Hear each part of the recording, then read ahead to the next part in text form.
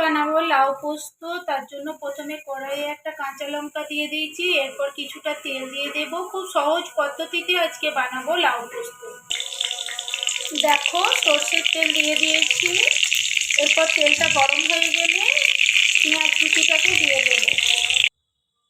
এরপর দেখো পেঁয়াজ কুচিটাকে দিয়ে দিলাম।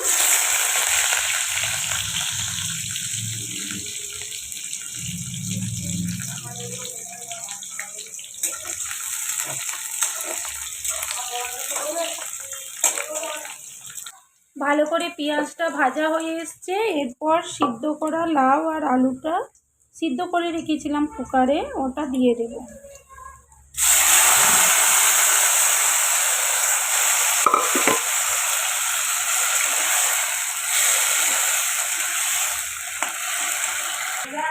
দেখো বন্ধুরা, অল্প কিছু হলুদ দিয়ে দেবো, জাস্ট অল্প, কালারটা একটু ভালো আসার জন্য। ভালো করে লাউটা আর আলুটা নেড়ে নেওয়ার পর পরিমাণ মতো নুনটা দিয়ে দেবো।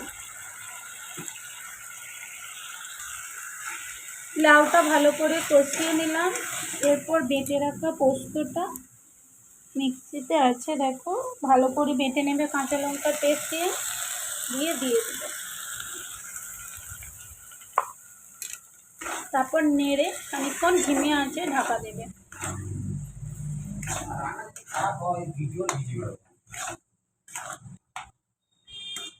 এটা 5 মিনিট ধিমে আছে রেখে দেবে, আমাদের রেডি হয়ে যাবে লাউ পোস্ত।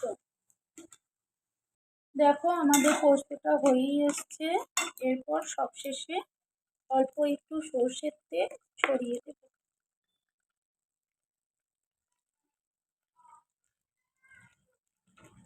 ভালো করে তেলটা সবটার সাথে মিশিয়ে নেব।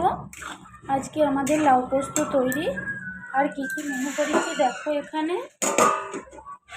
এখানে বানিয়েছি পেঁয়াজ দিয়ে মুসুরির ডাল, এখানে বানিয়েছি বেগুন পোড়া। বেগুন পোড়াটা এখন পেঁয়াজ আর কাঁচা লঙ্কা দিয়ে মাখবো। আর এখানে 3টে ডিম সিদ্ধ করেছি।